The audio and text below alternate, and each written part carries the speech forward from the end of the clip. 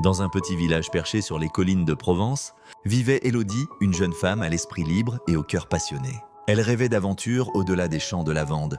Mais ses journées s'écoulaient paisiblement entre le marché et le café du coin. Élodie avait une passion secrète, la peinture. Chaque soir, elle s'installait au bord de la rivière pour capturer la beauté du monde qui l'entourait.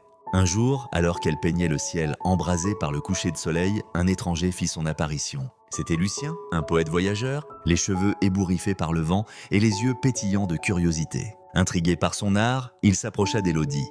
Leur première rencontre fut marquée par des échanges timides.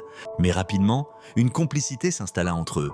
Lucien, avec ses mots envoûtants, racontait des histoires de contrées lointaines, tandis qu'Élodie, avec ses pinceaux, donnait vie à des paysages enchanteurs. Ensemble, ils explorèrent les ruelles du village, partageant leurs rêves et leurs espoirs. Élodie se sentait vivante comme jamais auparavant, et son cœur battait au rythme des vers de Lucien. Mais le vent du destin soufflait fort.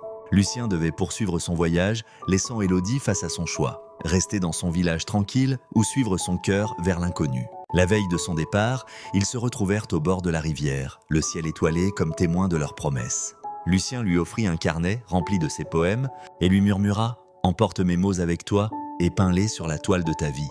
Le matin suivant, Élodie se tenait à la croisée des chemins. Elle regarda le carnet, puis le paysage familier de son village. Avec une détermination nouvelle, elle décida de partir à la recherche de Lucien. Les couleurs de la Provence ne suffisaient plus à apaiser son âme.